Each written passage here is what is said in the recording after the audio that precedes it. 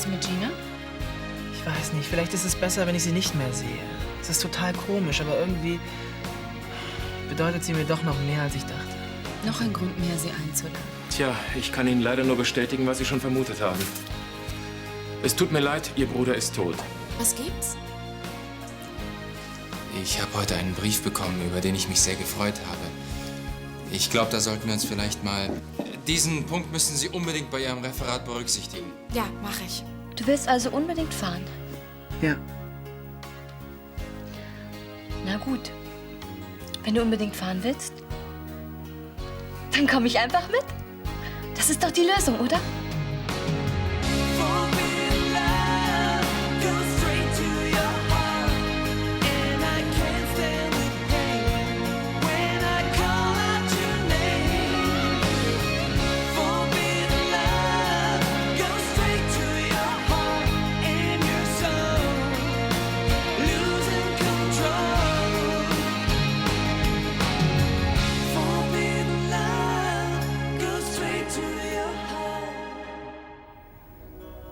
Du willst mit nach Caracas?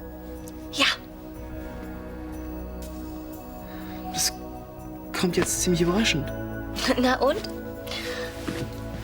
Ich meine, jetzt, wo wir wieder zusammen sind, da kann ich dich doch nicht einfach alleine gehen lassen. Ja, aber du kannst doch nicht einfach so nach Venezuela umsiedeln. Wieso nicht? Ich bin früher ständig mit meinen Eltern umgezogen. Das macht mir überhaupt nichts aus.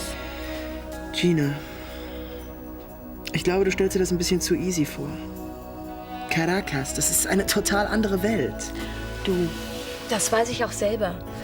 Ich habe schließlich mal in Venezuela gelebt. Ja, mit deinen Eltern, im Diplomatenviertel, mit jeder Menge Kohle im Rücken. Na und? Ich komme auch ohne viel Geld zurecht.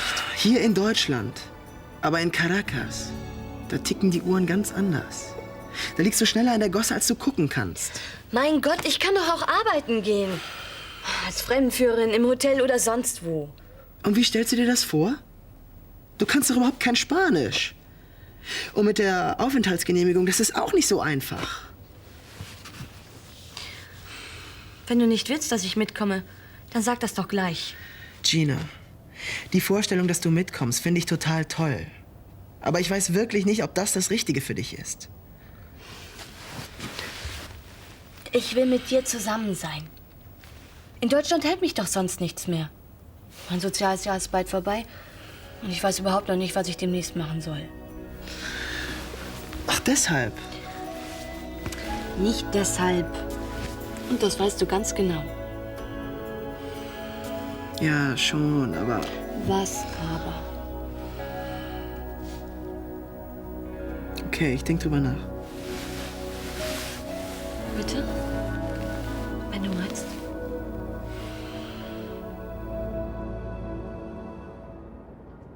Jetzt fällt mir auch nichts mehr ein. Und was ist, wenn wir Ramon einfach fragen, was er sich von uns zum Abschied wünscht? Das kann man doch nicht machen. Ich meine ja nur. Besser, als wenn wir ihm irgendwas schenken, was er nun gar nicht haben will. Aber es soll doch eine Überraschung sein. Ja, und etwas, das ihn an Köln erinnert. Naja, ein Funkenmariechen vielleicht. Oder eine Pulle Kölnisch Wasser. Oder so ein Dom zum An- und Ausknipsen. Nein, nein, kein Souvenir. Ja, also auf jeden Fall nicht so ein Touri-Kitsch. Ramon verbindet doch ganz andere Sachen mit Köln. Zum Beispiel die Rave-Schuppen oder die Läden in der Ehrenstraße. Er hatte aber schon alles eingekauft, was einzukaufen war. Ja, stimmt. Etwas Praktisches müsste es sein. Oh ja, was Praktisches. Das sind immer die schönsten Geschenke. Ein Handtuch vielleicht. Oder ein Kulturbeutel. Ja. Nein, nein, nein, nein, nein, nein, das meine ich nicht. Ja, das ist es. Jetzt weiß ich, was wir ihm schenken.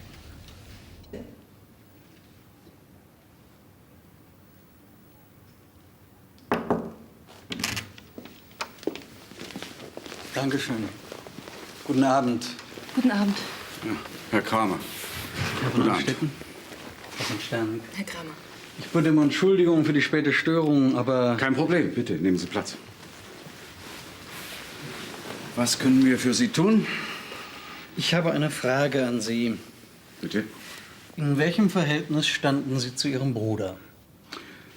Nun, es gab da gewisse Probleme zwischen uns. Welcher Art? Es ging um das Testament unseres Vaters. Aber wir waren auf dem besten Wege, diese Streitigkeiten aus der Welt zu schaffen. Ah ja. Und worum ging es dabei genau? Mein Vater hatte in seinem Testament verfügt, dass Ben sein Erbe erst ab seinem 30. Lebensjahr antreten sollte. Aber diese Details spielen ja, glaube ich, überhaupt keine Rolle. Das würde ich nicht unbedingt sagen. Immerhin handelt es sich da um ein nicht unbeträchtliches Vermögen, wie ich annehme. Und darüber kann man sich schon ernsthaft streiten, ne? Was wollen Sie damit sagen? Gar nichts. Ich will nur sagen, dass Erbschaftsstreit häufig ein Motiv ist. Motiv? Was Sie meinen, ich hätte meinen Bruder umgebracht? Aber nein. Ich muss doch nur jede Möglichkeit überprüfen, oder? Für mich hat das aber eben ganz anders geklungen. Bitte. Er könnte sich ja auch aus Verzweiflung über diesen Erbschaftsstreit selbst umgebracht haben, ne? Das halte ich für sehr unwahrscheinlich. Also wie gesagt, es gab Streitigkeiten wegen des Testaments, aber wir standen kurz vor einer Versöhnung. Das habe ich mir jetzt notiert. Dann bedanke ich mich für die freundliche Auskunft und wünsche Ihnen noch einen schönen Abend. 1959 kehrte George Gross aus New York nach Berlin zurück, wo er nur wenige Wochen... Hast du nicht vor einer Stunde gesagt, du willst dich hinhauen? Ja, aber ich hatte dann doch keine Lust. Musst du nicht morgen früh raus? Nö, wieso? Fällt der Wandertag aus? Für mich schon. Was soll denn das heißen? Ich bin morgen krank. Oh, ich habe keine Lust, durch den blöden Wald zu latschen. Ach, du willst die Schule schwänzen? Ach komm, das ist doch nur ein Wandertag, da verpasse ich doch nicht. Aber Anna, darum geht's ja wohl nicht. Der Wandertag fällt in die Schulzeit, also hast du dahin zu gehen. Ja, aber ich wollte doch nur... Aber, Anna, kein Aber. Du wanderst da mit. Ich jedenfalls schreibe dir keine Entschuldigung. Schon gut. Anna, lass dir nicht einfallen zu fehlen. Du, ich krieg das raus. Ich weiß. Big Arno is watching you.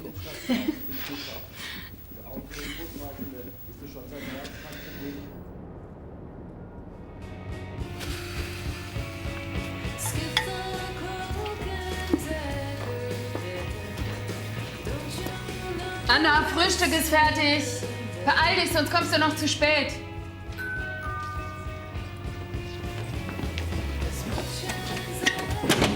Hallo Erik. Hi. Komm rein. Ich wollte Anna abholen. Ja, die muss gleich runterkommen. Wir frühstücken. Papa? Das ist Erik. Guten Morgen. Guten Morgen, Herr Brandner. Na, setz dich doch. Möchtest du Kaffee? Ja, klar. Und, hast du auch so große Lust auf den Wandertag wie Anna? Ach, normal kann sowas ganz lustig sein, denke ich. Ich bin nur gespannt, wie das mit der Hadler wird. Hadler? Wer ist das denn? Ach, das ist so eine neue Lehrerin. Annas spezielle Freundin. Welches Fach hat Anna denn bei Ihnen? Gar keines. Die unterrichtet andere Klassen und kommt nur mit, weil die hinter unserem Deutschlehrer her ist. Eine furchtbare Lache hat die. Wenn Anna die hört, flippt die immer fast aus. Und euer Deutschlehrer, wie findet er die? Ach, der wird die schon ganz okay finden. Sonst wird er sie ja nicht mitnehmen.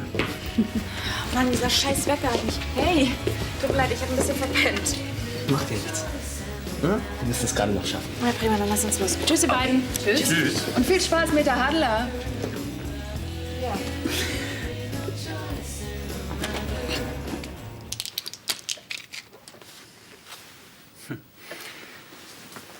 In einem solchen Fall müssen wir jede Möglichkeit in Betracht ziehen. Auch Selbstmord oder sogar Mord. Mord? Aber wer sollte mein Mann denn... Und warum? Das eine oder andere Motiv gäbe es da schon. Schließlich hinterlässt Ihr Mann ein nicht unbedeutendes Vermögen. Sie denken ja wohl nicht etwa, ich hätte meinen Mann umgebracht. Es wurden schon Leute wegen weit weniger Geld umgebracht, aber keine Angst, es handelt sich nur um Routinefragen. Sagen Sie, ist Ihnen in der letzten Zeit hier im Haus irgendjemand aufgefallen? Nein. Außer vielleicht... Aber das kann nicht sein. Naja, dieser neue Pferdepfleger, der kam mir schon irgendwie komisch vor. Meinen Sie diesen Rajan Rai? Und inwiefern komisch? Naja, zuerst war es nur so ein Gefühl. Aber dann habe ich ihn mehrmals erwischt, wie er hier im Schloss rumgeschnüffelt hat. Sogar bei uns hat er sich rumgetrieben. Hat er irgendeinen Grund, sich hier in diesen Räumen aufzuhalten? Nein, absolut keinen. Aber vielleicht fragen Sie mal meinen Schwager. Er hat ihn eingestellt. Er kann Ihnen bestimmt mehr zu dem Jungen sagen. Dankeschön, Frau von Anstedt. Ach ja, eine Frage habe ich noch. Wann haben Sie Ihren Mann zuletzt lebend gesehen? Beim Frühstück.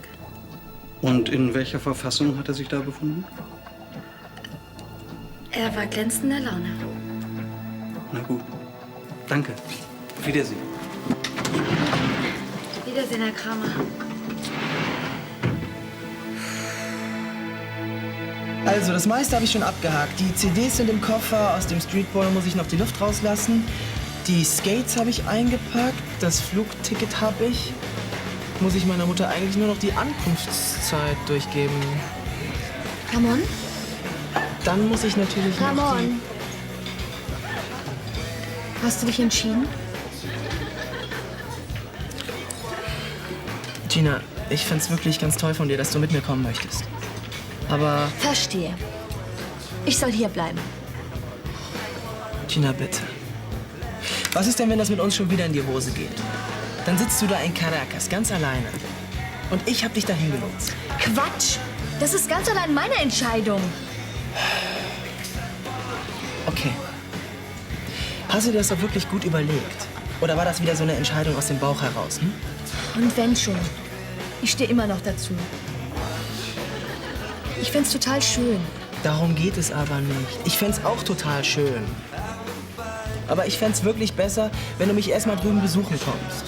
Und wenn's dir dann immer noch so gut gefällt, dann kannst du ja immer noch für länger rüberkommen. Ah, hi, da bist du ja.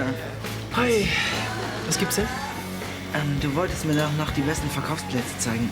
Und wir müssten noch um eine Provision reden. Ach so, ja, das hatte ich ganz vergessen. Können wir das verschieben? Du fliegst übermorgen. Okay, was sein muss, muss sein.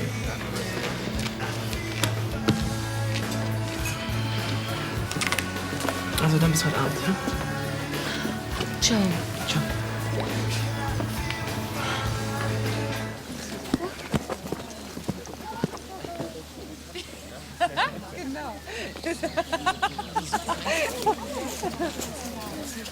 Also ich fand's total stark, wie die letztes Jahr beim Abi-Gag die Tür zum Lehrerzimmer zugeklebt haben. Oder vorletztes Jahr war krass. Da haben die Schweine ins Lehrerzimmer getrieben. Echte Schweine. Geht dich wohl. Hat jemand mal ein Pflaster? Ja, da müsste man doch glatt den Mund zukleben. Die kann doch nichts dafür. Komm, gegen die Lache vielleicht nicht auf den Keks? Doch schon. Aber ich höre einfach nicht hin. Gott, die gackert aber auch in einer Tour. Die ist verknallt. Dann lachen Mädchen immer so albern. Aus dem Alter sollte sie aber langsam mal raus sein.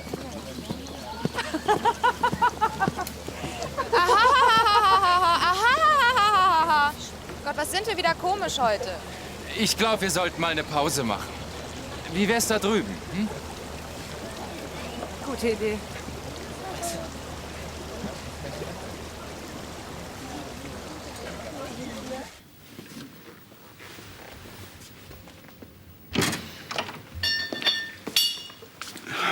Tut mir leid, Herr Kramer. Herr Ray war auf einer Koppel, ich musste ihn erst holen lassen. Bitte nehmen Sie doch Platz. Ja, Ray, wir hatten ja schon kurz das Vergnügen. Ich habe nur doch noch eine Frage an Sie.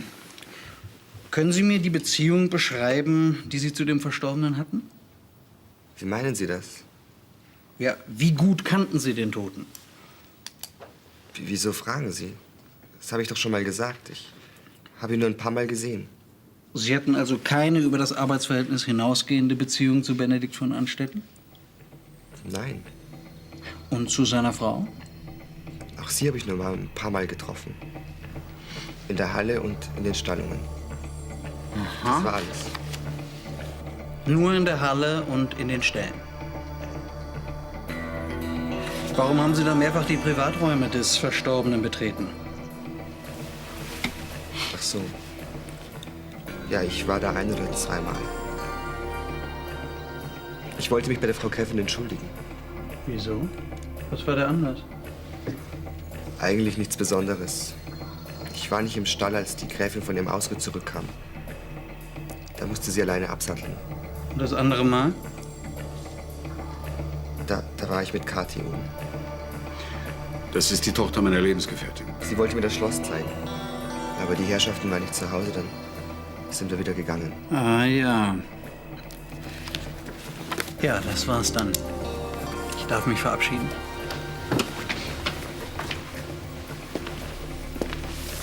Danke, ich bin schon alleine raus. Gut.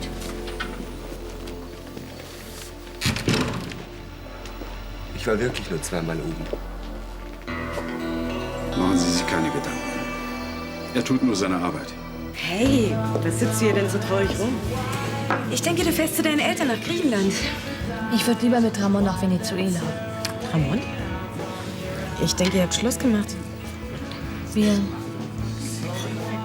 sind seit gestern wieder zusammen. Naja, und dann hatte ich eben die Idee, dass ich einfach mitkomme. Irgendwie verständlich. Ja, Ramon sieht das aber leider ganz anders. Er will lieber ohne mich fahren. Oh. Hat er denn auch gesagt, warum? Er hat Angst, dass das mit uns beiden wieder schief geht. Und dann sitze ich allein in Caracas und er hat Schuldgefühle. Naja, irgendwie verstehen kann ich das ja schon. Vielleicht solltest du ihn ja wirklich erst mal besuchen. Dann könnt ihr immer noch weitersehen. Und heute Abend schenkst du ihm einen Gutschein für 3 Wochen mit Gina in Caracas. Das wäre doch lustig. Mist, ich habe überhaupt noch nichts für ihn. Aber du hast doch den Gutschein. Also wenn ich bis dahin nichts anderes finde, kann ich immer noch drauf zurückkommen. Mach's gut, bis nachher. Tschüss. Mensch, ich fand's ja klasse, wie du die Hadler eben hochgenommen hast. Ja, genau, die alte ist ja echt nicht zum Aushalten. Ja. Ich wäre dir am liebsten an die Gurgel gegangen. Tja. Aber der Schöne hat die Situation ja Gott sei Dank noch gerettet. Naja, aber was kann sie mir schon? Was habe ich schon Großes getan? Ich war einfach nur freundlich zu ihr und habe sie nett angelächelt. Eben. Hey, der Schöner kommt, pass auf. Hi. Hallo. Möchtet ihr einen Keks? Nee, danke. Du? Ich hab. Ich würde gern was mit Anna besprechen, wenn ihr vielleicht so nett wärt. Ja, klar. Wir sind schon weg. Und lass dir nichts gefallen, ne? Na? Wo hast du denn deine Lachmöwe gelassen? Was hast du bloß gegen meine Kollegin? Gar nichts. Naja, du musst sie auch nicht mögen. Aber darüber wollte ich auch gar nicht mit dir sprechen. Ich wollte mich eigentlich für deinen netten Brief bedanken. Ich wusste gar nicht, dass du auch Gedichte schreibst. Naja, gelegentlich. Solltest du aber öfter. Er wäre wirklich schön. Nur eins verstehe ich nicht. Warum du mir immer noch solche Briefe schreibst. Wir hatten noch beschlossen, die Sache mit uns zu vergessen. Wieso? Du hast mir doch zuerst ein Gedicht zukommen lassen. Was für ein Gedicht? Naja, das, was du in mein Buch gelegt hast. Ich habe dir nie irgendwas in irgendein Buch reingelegt. Ich finde, langsam übertreibt dieser Hauptkommissar Kramer. Jetzt hat er auch schon Rajan in die Mangel genommen. Ihm ist wohl zu Ohren gekommen, dass er ein paar Mal im Ostflügel war, hat sich bei Tanja für irgendwelche Nichtigkeiten entschuldigt. Deswegen ist er schon verdächtig? Ja, er war ja wohl auch das ein oder andere Mal hier im Schloss, aber Tanja hat mich schon darauf aufmerksam gemacht. Hör aber auf, warum sollte er Ben was angetan haben? Ich weiß es doch nicht. Ich hoffe nur, dass dieser Obduktionsbericht bald vorliegt, damit diese widerlichen Verdächtigungen und Vermutungen endlich aufhören. Das ist unerträglich. Also dieser Kanzlerliebling, dieser Lars Windhorst oder wie der heißt, der ist gegen mich das totale Windein. Wenn ich erstmal den gesamten Südamerika-Import an mich gerissen habe, dann werde ich Unternehmer des Jahres. Und dann richte ich mir ein Studio ein. So mit allen Schikanen. Und da produziere ich dann meine Hits. Das wird so geil. Und das alles habe ich dir zu verdanken. Du bist echt ein Kumpel. Hm? Ja, du hast mich in die hohe Kunst des Straßenverkaufs eingeweiht. Obwohl ich natürlich auch ein super Schüler bin. Kaufen Sie Schmuck aus Venezuela. 1A Qualität. Hey, was ist denn los? Stress mit Gina gehabt? Nein. Ich mache mir nur gerade Gedanken darüber, was ich dem Brandnest zum Abschied schenken soll. Und deswegen ziehst du so ein Gesicht? Schenk ihm doch einen Jahresgutschein vom Pizzaservice. Oder ein bisschen Schmuck. Nein, es soll schon was Originelles sein. Na, wenn dein Schmuck nicht originell ist. Er ist schon originell. Aber die Brandmers können nichts damit anfangen. Warte mal. Ich glaube, ich habe da schon eine Idee.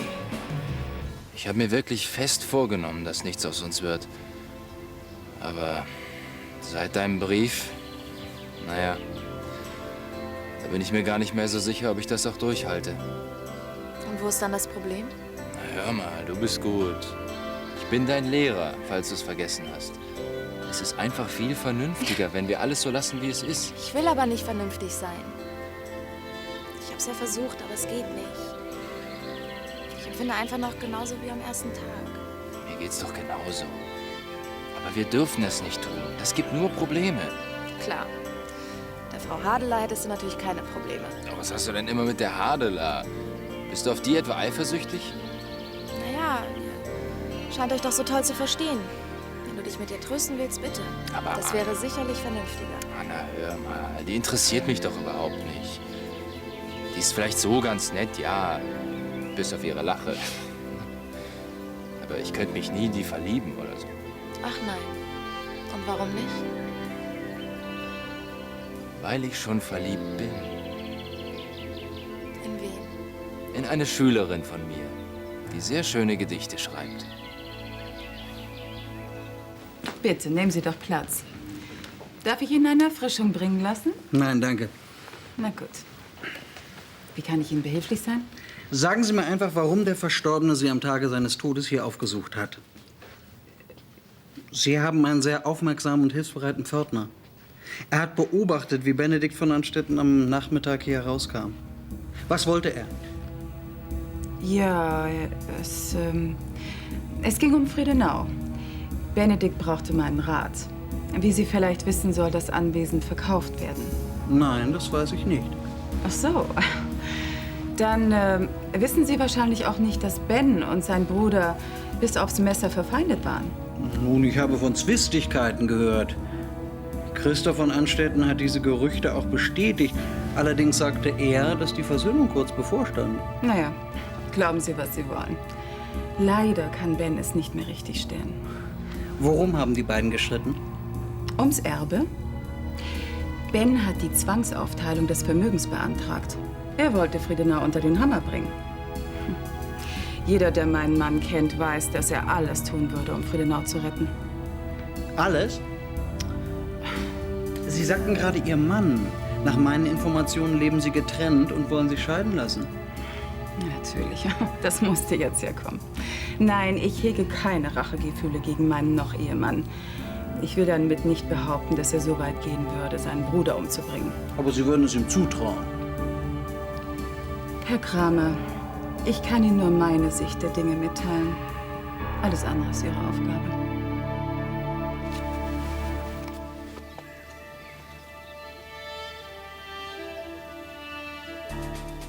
Nicht, wenn das einer sieht. Ach Gott, wer soll das schon sehen? Störe ich? Nein, gar nicht. Doch, Sie stören. So, wobei denn? Ja, wobei wohl? Das können Sie sich doch denken.